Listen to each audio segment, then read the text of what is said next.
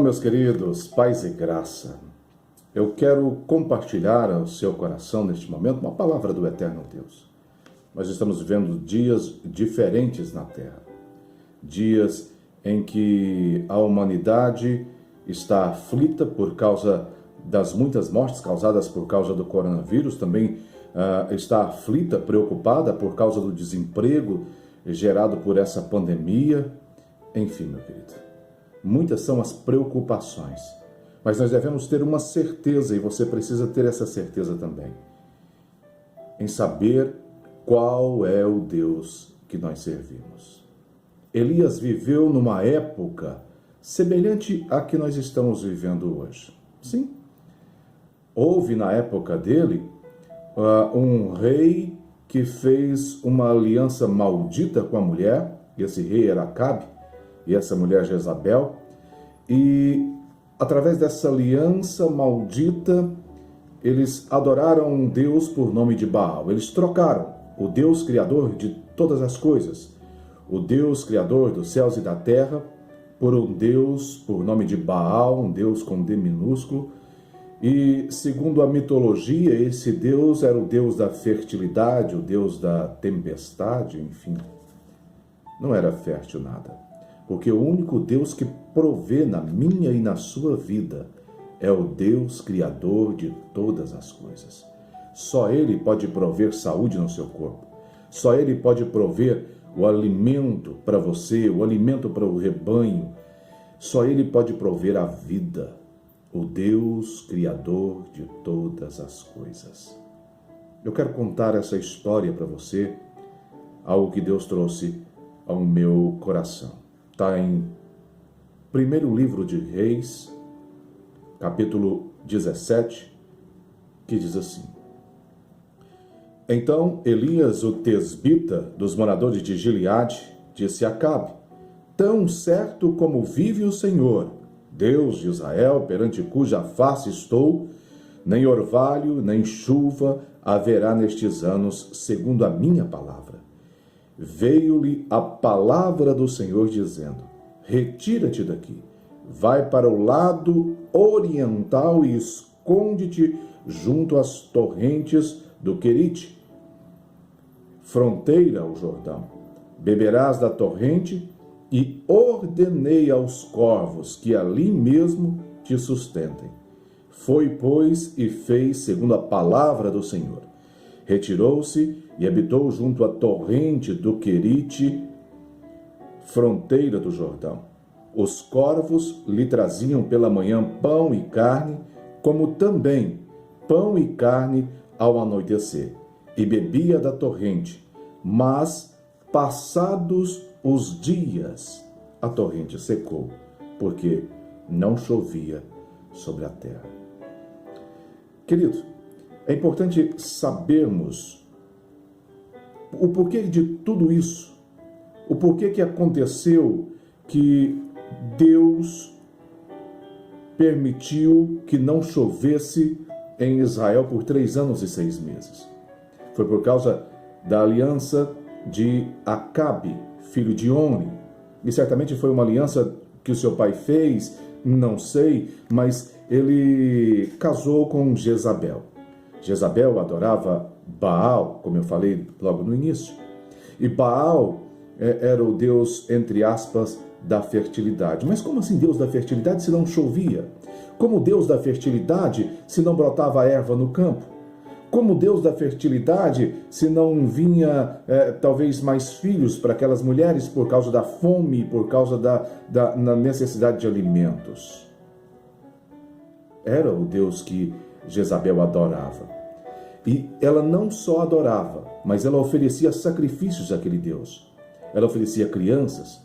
Ela matou os profetas de Deus a fio da espada. Era uma mulher sanguinária, perversa. E ela levou isso para a população, meu querido. A nação de Israel passou a adorar Baal, esqueceu os caminhos do Senhor, esqueceu as benevolências que Deus havia feito para elas até ali, por causa dessa líder, dessa mulher, por nome de Jezabel, e do seu esposo, o rei Acabe. O povo estava no pecado. O povo tinha desviado do caminho da verdade da vida e tinha procurado um outro caminho agora. Um caminho da idolatria, um caminho da rebeldia. E não te lembra nada isso, meu querido? Hoje nós vivemos dias assim.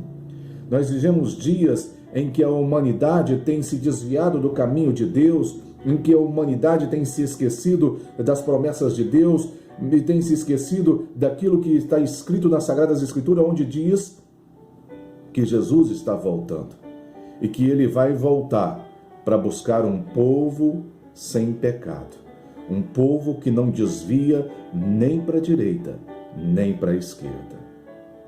Você faz parte desse povo?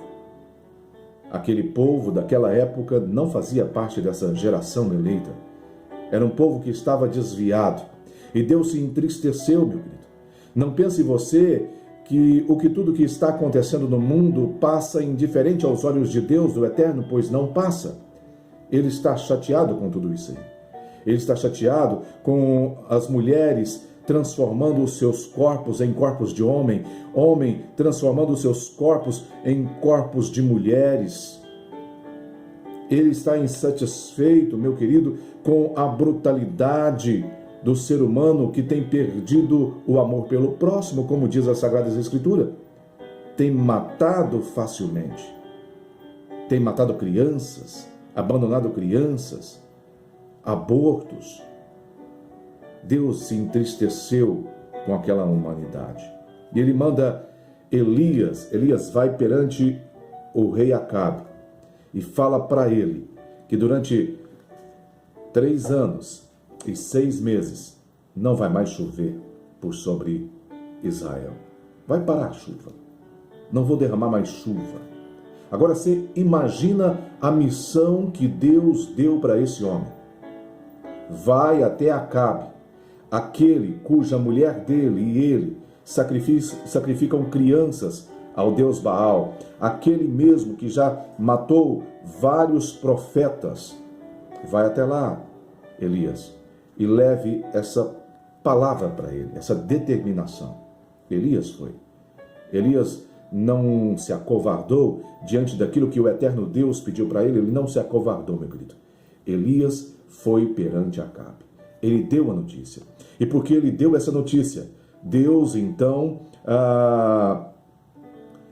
o protege. Deus provém na vida dele porque ele fez a vontade de Deus.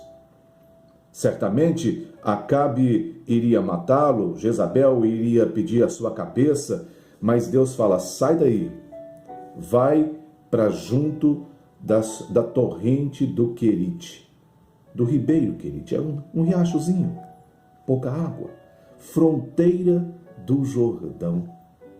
Jordão, meu querido, é um rio em Israel. Eu estive lá agora em novembro de 2019, um lugar fantástico, exponencial, lindo. As águas que vêm lá do Monte Hermon, da geleira do Monte Hermon, água fria, verde, bonita, transparente, né, em alguns momentos. Mas não foi para lá que Deus mandou Elias, não. Deus falou: vai à torrente de Querite, fica ali. Ali eu já ordenei aos corvos que te sustente. Já havia uma determinação, uma ordenança de Deus para provisão na vida de Elias.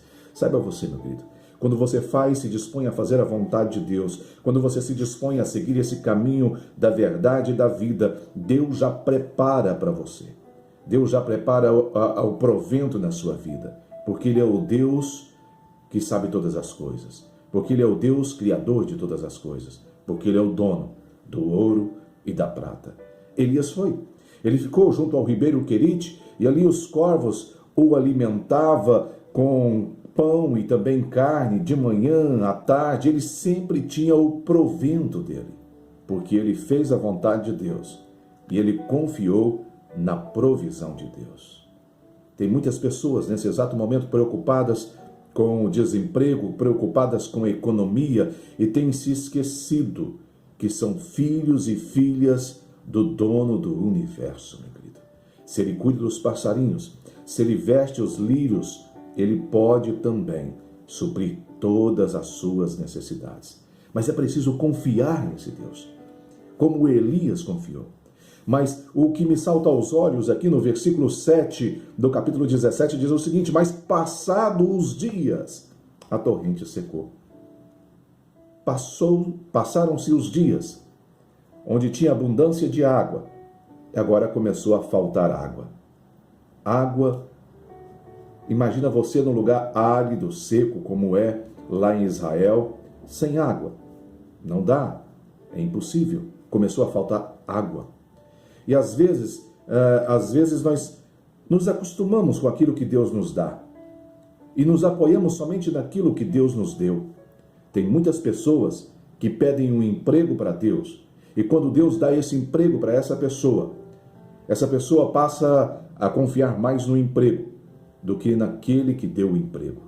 Tem muitas pessoas que oram ao eterno Deus pedindo um carro, uma casa, e quando Deus os abençoa, essas pessoas abandonam os caminhos do Senhor, começam a viver para o bem material. Deus estava mostrando para Elias: está secando, aquilo que eu te dei está secando, mas se você confiar, eu posso prover ainda mais na sua vida. Ele fala para Elias: sai daí, Elias, eu já preparei lá na frente outro lugar para você. Vai lá para Sarepta de Sidom, vai para lá, caminhe até lá, marche até lá, se preocupe com os inimigos não, eu estarei te protegendo no caminho. É assim que Deus faz com aqueles que confiam nele, meu querido. Você precisa entender isso definitivamente na sua vida. Deus protege aqueles que confiam nele. Deus cega os inimigos. Deixa eu te contar aqui um testemunho que aconteceu na minha vida. Eu estava certa vez na igreja, num período de oração, e eu e a minha esposa Patrícia orávamos e estava para começar o culto. Era um período de campanha de oração na igreja. De hora em hora tinha um casal de líderes orando ali na igreja. E eu pedi algumas respostas para o Senhor, que eu já estava buscando há algum tempo essas respostas, não tinha encontrado respostas. E naquele momento em oração eu falei: Pai, eu quero hoje 2 respostas. Eu orei, na que eu folhei a Bíblia, Deus me deu a primeira resposta através das Sagradas Escrituras. Ele falou claramente, nitidamente comigo. Mas eu orei. Havia naquele momento uma perseguição. Isso acontece com muitos pregadores. Uma perseguição, as pessoas perseguindo, falando mal, inventando fofoca. Eu falei: Pai, me mostra se o Senhor quer me usar, se eu sou importante para a sua obra, se eu sou instrumento na sua mão, me mostra, Pai. Eu comecei a orar e orava e parecia que Deus não falaria comigo. Parecia que estava inerte a esse pedido. Mas só parecia, meu querido. Porque o tempo de Deus é diferente do nosso tempo. E estava começando a aproximar o horário do culto. A porta da igreja já estava aberta, eu lá no altar orando de joelhos. De repente eu escuto um estrondo, um barulho, algo caindo. E eu falei para minha esposa: olha lá, caiu alguma coisa lá na porta da igreja. E quando ela chega, na hora que ela sai no corredor, entra um rapaz desesperado, todo maltrapilho. Ele entra afoito, perguntando: quem que é o pastor dessa igreja? Eu olhei para um lado, olhei para o outro, falei: é eu, né? Eu falei: sou eu. Ele falou: pastor, eu preciso de oração. Eu estou vivendo uma fase da minha vida que eu preciso mudar eu preciso de socorro agora. E aí veio claramente Deus falando, o Espírito Santo falando: está aí a resposta. Está aí a resposta do que eu te uso. Eu falei: eu vou orar por você. Ele falou: não, espera. Tem uma mulher lá fora que ela precisa entrar comigo. E quando ele virou as costas, o Espírito Santo falou: vai manifestar espíritos malignos. O diabo vai manifestar aqui. Eu já falei para minha esposa se preparar, e quando ele chegou com um rapaz novo, por volta aí dos seus 18, 19 anos, talvez, no máximo isso, ele chega com uma mulher um pouco mais velha, com uma criancinha de 1 ano no braço, todos os dois visivelmente alterados, assustados, muito assustados. E quando eu falei para eles ajoelharem diante do altar do Senhor, que eu iria orar por eles e que eles se arrependessem de todos os pecados, Deus perdoaria, aquela mulher já começou a mudar o seu semblante. Eu falei para minha esposa, pega a criança, segura a criança. E aí ela segurou a criança e a mulher começou a manifestar espíritos malignos. Sem muito alarde, meu querido, porque eu fico entristecido quando eu vejo pastores impondo as mãos e fazendo teatro e apontando câmeras, microfones para as pessoas que estão possessas. Jesus não expunha ninguém. Eu pus a mão na cabeça daquela mulher, expulsei aquele demônio no nome poderoso do Senhor Jesus, e Deus foi me tomando com o Espírito Santo e eu fui trazendo em revelação a vida daquele jovem. Deus mandou eu falar para ele, moço, o senhor é do altar. E porque você saiu do altar, as pessoas te perseguiram até na igreja para te matar. As pessoas querem a sua vida, a vida dessa mulher que está com você e dessa criança também. Mas Deus te dá um recado nessa noite. Arrependa dos teus caminhos. Faça a vontade de Deus. Volte à noite para o culto. Vai na sua casa, toma um banho e volte para o culto. Ele, pastor, mas se eu voltar aqui, eles vão me pegar. Eu falei, vai e volta tranquilo, porque Deus vai te proteger no caminho. Aquele rapaz voltou com roupas limpas, ele e a mulher, mas ele bem quebrantado. E a palavra daquela noite era um pregador de outra cidade, e ela foi direcionada pelo Espírito Santo de Deus para ele. Parecia que eu tinha contado a história para o pastor, mas não contei. 3 anos depois, eu fui pregar numa cidade vizinha aqui, a minha cidade, a cerca de 60 quilômetros, e um jovem, bem vestido, de terno, não parava de me olhar quando eu cheguei. E aí eu sentei esperando me chamarem para o altar, para levar a palavra, e ele foi e ajoelhou na minha frente. E falou, pastor, o senhor não está me conhecendo mesmo? Eu falei, não estou te conhecendo não, filho. Ele falou, eu sou aquele moço que um dia entrou correndo de traficantes que queriam tirar minha vida. Dentro da igreja, o Senhor orou para mim, expulsou o espírito maligno daquela mulher que estava comigo e falou para minha vida, para eu voltar para o altar, porque lá era o meu lugar e que Deus estava me dando a última chance. O senhor lembra agora? Eu falei, lembro. Pois é, eu estou aqui hoje e sou presbítero da igreja. Aquilo para mim foi uma alegria. Mas por que eu te contei esse testemunho, meu querido?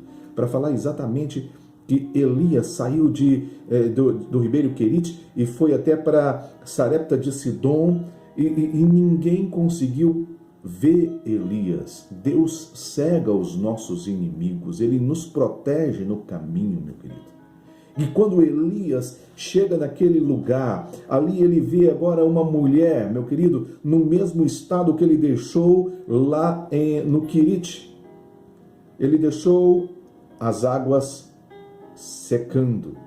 Aliás, quando ele saiu de lá, certamente já estavam secas, né? O ribeiro já estava seco. Não tinha talvez mais alimento, porque Deus o mandou sair dali. Quando Deus quer nos tirar de um lugar, o caminho que Deus toma é diferente dos nossos caminhos, meu querido. Não tenha dúvida disso. Mas quando ele chega ali, ele encontra aquele cenário de escassez também. Aí ele pede para aquela mulher que estava catando gravetos, lenha ali para preparar um bolo, a última refeição dela e do filho dela, uma viúva. E não tinha auxílio emergencial naquela época não, meu querido. Não tinha. Viúva não ficava com pensão. Viúva, o esposo morria, não tinha aposentadoria, não tinha nada disso. Ela estava catando o último. A situação dela já não era favorável, ainda mais sem chuva em Israel. Mas o homem de Deus estava diante dela, e aquele homem disse, traga-me um pouco de água. E é importante ressaltar aqui, ele pediu algo que estava faltando. Às vezes Deus vai pedir para mim e para você algo que aos nossos olhos é pouco para nós. algo que aos nossos olhos talvez está faltando ou vai faltar. Deixa eu te contar outro testemunho meu. Eu estava na igreja, uma reunião de Santa Ceia Geral, a nossa igreja cabe mais ou menos 700 membros, ela estava tomada, cheia. E um grande amigo meu, um grande intercessor do meu ministério, ele estava lá no dia e ele começou a orar, o bispo Marcelo Martins, ele começou a orar na frente da igreja e antes da oração ele falou que estava com um grande desafio de uma obra na sua igreja e que pediu à igreja que orasse junto com ele. Ele não pediu dinheiro, ele não pediu cimento, areia, nada disso, ele pediu oração. Oração funciona, meu querido. E Deus incomodou no meu coração a oferta na vida dele. Foi bem no início, no meio do ano passado, 2019, havia uma escassez de serviço, eu trabalho com projetos, eu sou projetista, e eu não tinha dinheiro no meu bolso, eu não tinha dinheiro na conta, eu tinha um talão de cheques.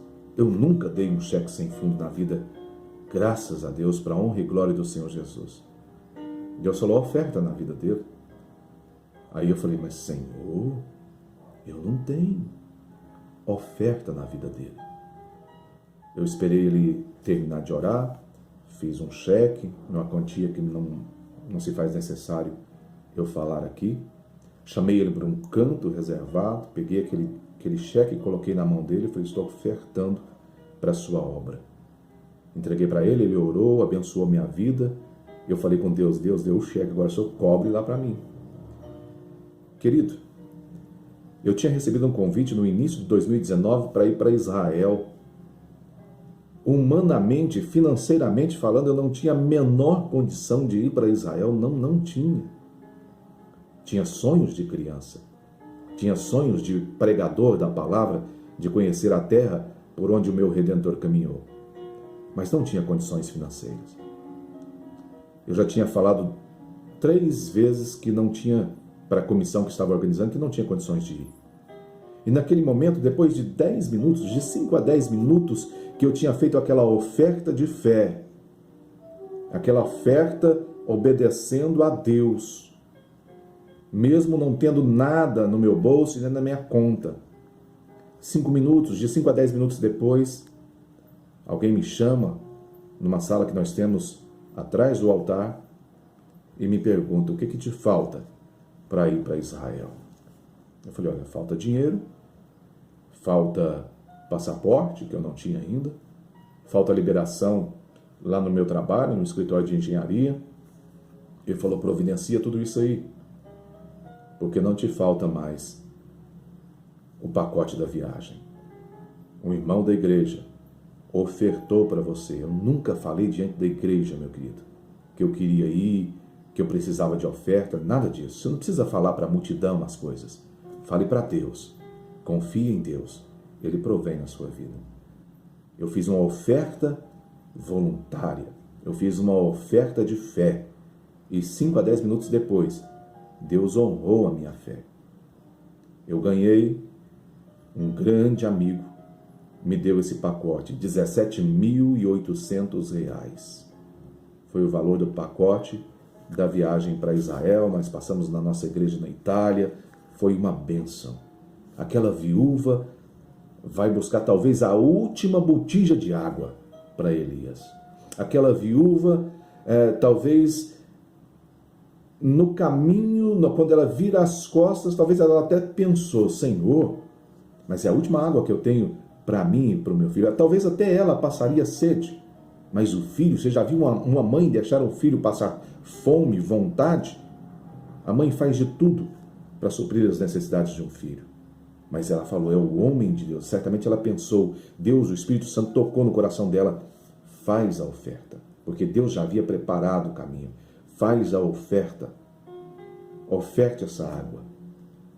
E quando ela vira para buscar água, Elias pede outra coisa que estava escassa também. Ele pede alimentos.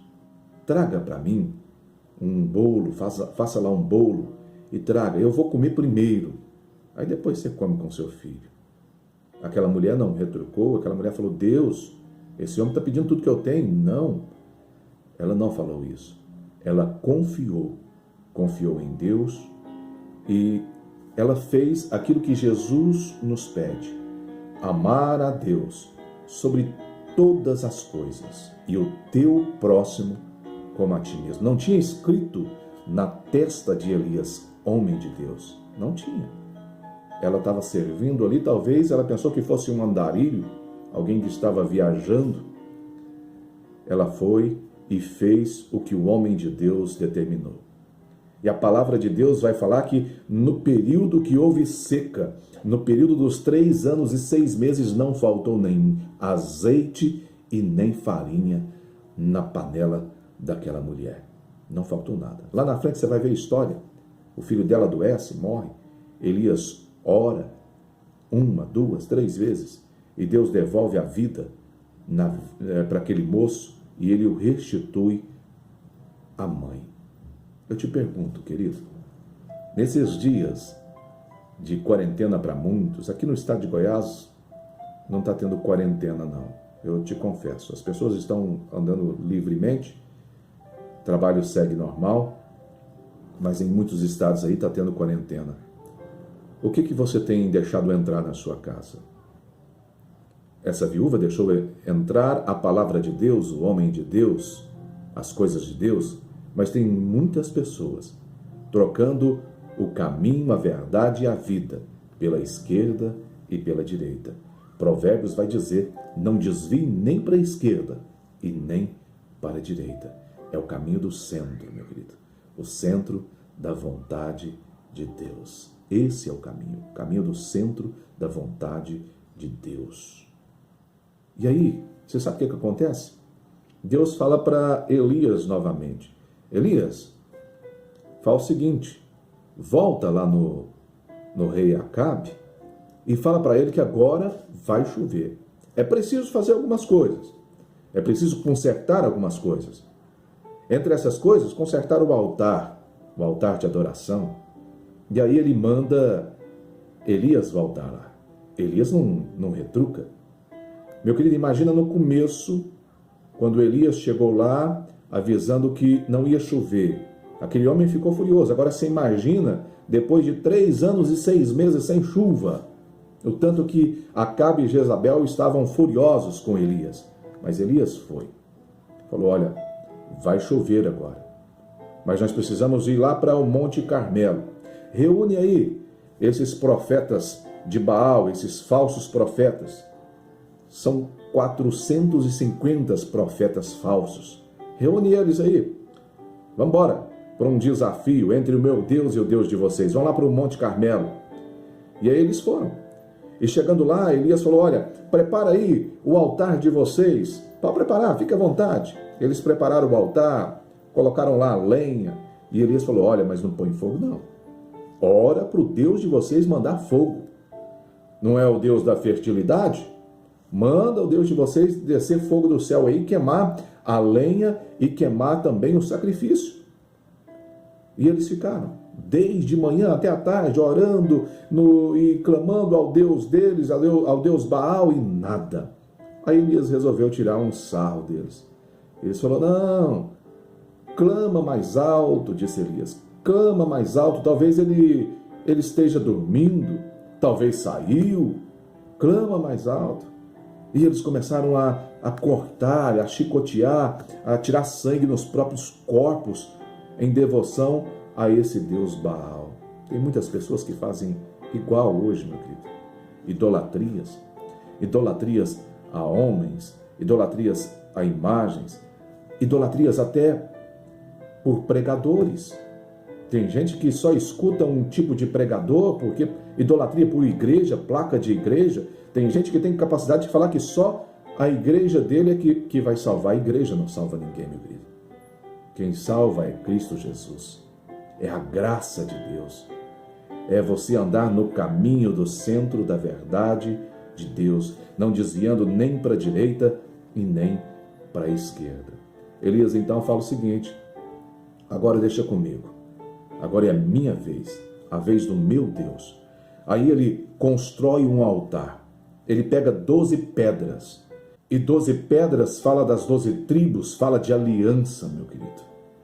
Ele constrói o altar da aliança, uma nova aliança com Deus, mostrando que aquele povo, se quisesse ver a chuva, sentir a chuva, ver a erva brotar novamente, ver a fertilidade, teriam que fazer uma nova aliança com Deus, porque Deus não quebra aliança, é o homem que quebra aliança. É o homem que quebra aliança. Ele coloca a lenha seca, muito seca. E aí, meu querido, ele fala, constrói uma vala em volta aqui para mim. Eles construíram. E foram colocando água e mais água, era um produto escasso. Mas essa água apareceu. E ele colocou muita água.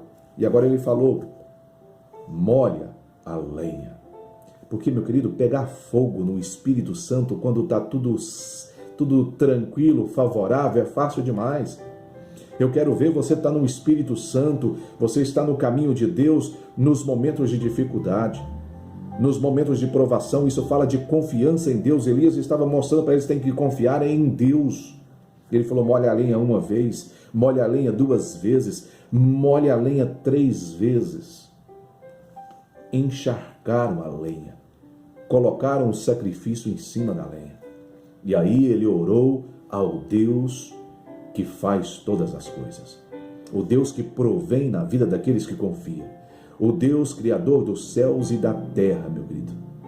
E a palavra de Deus vai nos dizer que o fogo desceu. O fogo lambeu. Deus mandou o fogo dos céus. Ele queimou o sacrifício, ele queimou a lenha molhada, ele lambeu a água que estava em volta, meu querido. E a Bíblia vai nos falar que Elias matou os 450 profetas de Baal. Deus tinha mandado ele dar o recado para Elias que iria chover. Mas agora ele sai e vai ao cume, ao topo do Monte Carmelo. E eu estive lá no ano passado, meu querido. Um lugar fantástico, lindo. E lá de cima você consegue ver lá no fronte o Vale do Armagedon. E aí ele começa a colocar a cabeça por entre as pernas e o rosto no pó e vai falar com Deus. Ele fala para o seu servo, olha, vá até o mar Mediterrâneo, até o platô que dá para o mar Mediterrâneo e olhe se já tem nuvem. Ele orou uma vez, orou 2 vezes, e o moço ia e voltava. Meu querido, quando a gente lê a Bíblia, quando você vai em Israel, você começa a entender, começa a ver a dimensão, distâncias, geografia do lugar que Elias estava orando. Não tinha visão para o mar Mediterrâneo. O menino tinha que descer uns 3, 5 quilômetros para ir e chegar num platô, onde tem um lindo jardim hoje, e ver o mar Mediterrâneo. E a resposta sempre era a mesma. Nada, não tem nada, está tudo azul, azul do mar, azul do céu. Elias não desistiu. Deus havia prometido. Quando Deus nos promete algo, nós temos que confiar nele, meu querido. E ele orou mais a 4ª vez, a 5ª, a 6ª. Na 7ª vez, o menino volta, ofegante, talvez, feliz. Falou, oh, agora está diferente, Elias. Agora eu vi algo diferente. E aí, se tivesse alguém do lado ali, ia pensar, agora os céus se enegreceram, o céu ficou carrancudo. Ele falou, eis que eu vi uma nuvem do tamanho da mão de um homem. Elias falou, pronto, é a resposta de Deus. Ele confiou, vai chover, porque das poucas coisas Deus faz muito. Elias sabia disso. Ele viu isso no ribeiro Querite, poucas águas, que o sustentou por muitos dias. Eu não sei quantos dias, a Bíblia não fala. Ele viu lá na casa da viúva um pouquinho de farinha, um pouquinho de azeite, um pouquinho de água, que o sustentou por todo o período que ele ficou ali. Ele sabia que do pouco Deus faz muito, e você precisa entender isso também, meu querido. Às vezes Deus colocou algo na sua mão e você está esnobando, menosprezando isso que está nas suas mãos. É através disso aí que Deus vai fazer crescer na sua vida. As pessoas começam algo nas igrejas e falam, mas é tão pequeno. Hoje eu estou só ajudando aqui um obreiro, um presbítero. Deus ele capacita aquele que ele escolhe, meu querido. Ele capacita. Eu era o menos provável para estar pregando a palavra de Deus hoje. Era o menos provável. Não foi homem que me capacitou. Não foi seminário teológico que me capacitou. Foi o Espírito Santo de Deus. Elias sabia isso. Ele sabia disso. Então agora ele fala, olha, fala para Acabe entrar no seu carro e ir embora, porque eu já ouço o ruído de abundante chuva. Será que você é capaz de escutar neste momento ruídos de abundantes chuvas na sua vida também? Chuvas de bênçãos na sua casa, chuvas de bênçãos na sua saúde, chuvas de bênçãos no seu casamento, no seu ministério, na sua vida como pai, na sua vida como mãe, na sua vida como filho, filha. Será que você consegue, com os olhos da fé, com os ouvidos espirituais, escutar ruídos de abundantes chuvas de bênção? Elias escutou e choveu abundantemente, meu querido. Choveu abundantemente. Porque ele confiou, porque ele acreditou em Deus. Mesmo, meu querido, que aconteça o que falou aqui no versículo 7, mas passados os dias, a torrente secou, não se desespere. Porque vão chegar dias em nossas vidas que vão ser dias difíceis. Não desista. Não tire a confiança do Deus que fez todas as coisas. Não tire a sua confiança. Quando Josué estava já no final da sua vida, quando Josué estava já para morrer, ele reúne o povo. Josué capítulo 24 vai falar isso. Ele reúne o povo e fala, olha, escolha qual Deus vocês querem servir. O Deus dos pais de vocês, que serviram além do rio? Qual Deus? Escolha o caminho, a esquerda, a direita ou o centro da vontade de Deus. Qual Deus vocês vão seguir? Eu pergunto para você, qual Deus você quer seguir?